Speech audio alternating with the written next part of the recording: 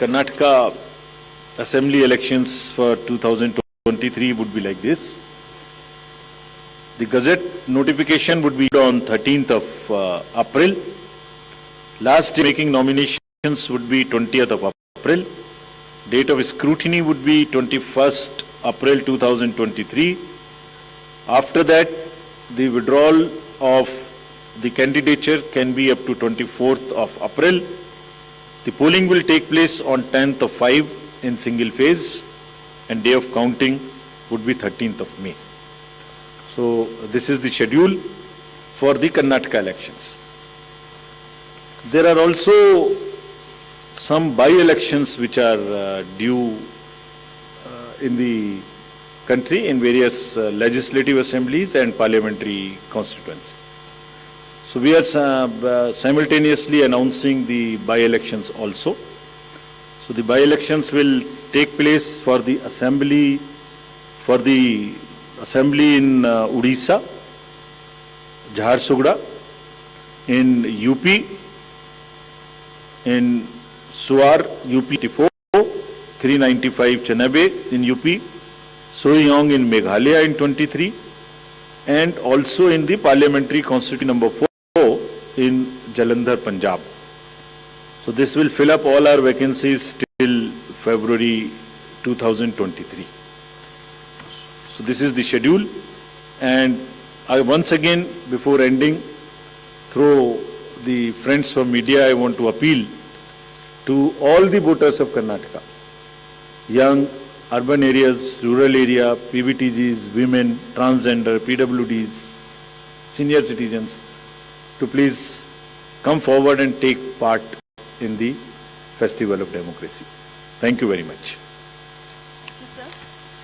We'll now be able to take questions.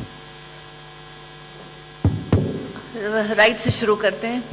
Neeraj. Hello sir, Neeraj हूँ news 18 India से. कर्नाटक विधानसभा चुनाव की घोषणा आपने कर दी एक चरण में, कई बाई इलेक्शन की भी घोषणा की है.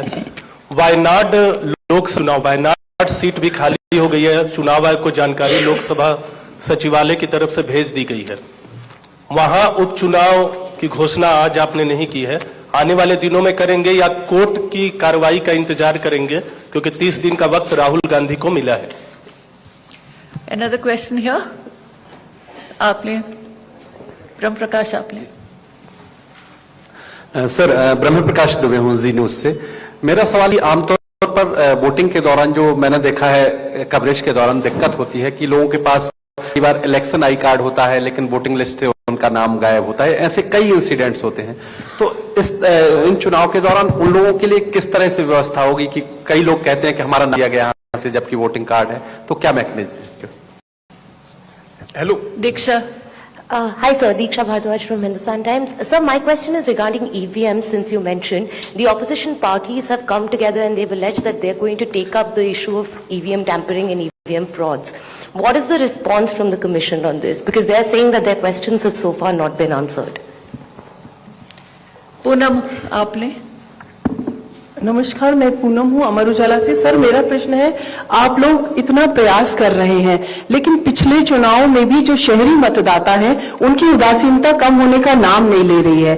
इस मर्तबा कर्नाटक चुनाव में इसकी पुनरावृत्ति न हो, इसको आप प्रयास किए गए हैं.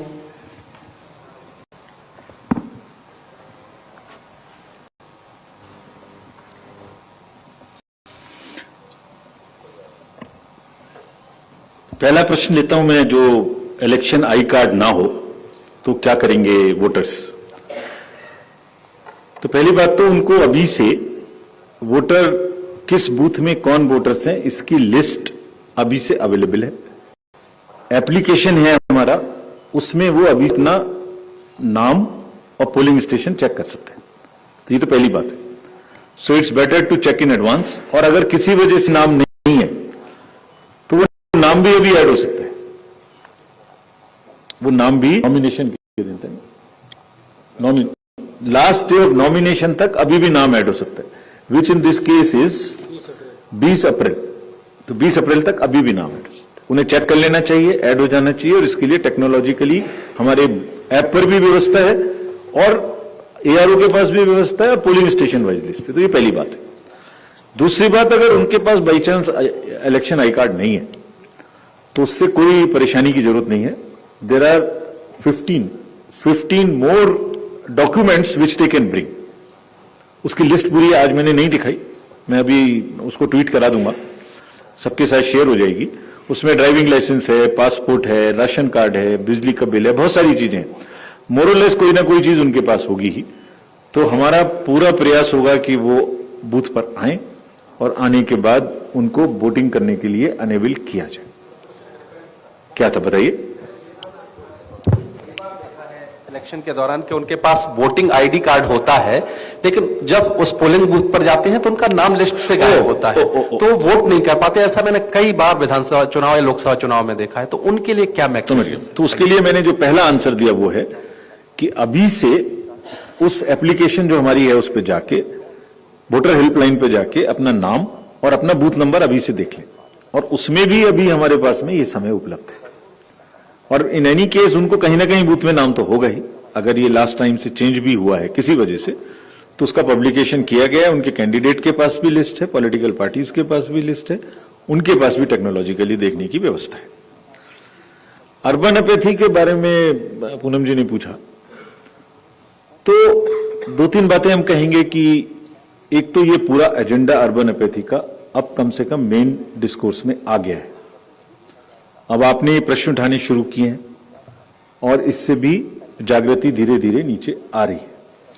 हमने भी थोड़ा ज्यादा बोल्ड होकर वो जगहें जहां पर वोटिंग कम होती है और अर्बन एरिया है, उनका नाम और उनकी जगह दिखानी शुरू की है, with only an objective of requesting those areas to please come forward. इसके हम समझते हैं परिणाम सामने आएंगे।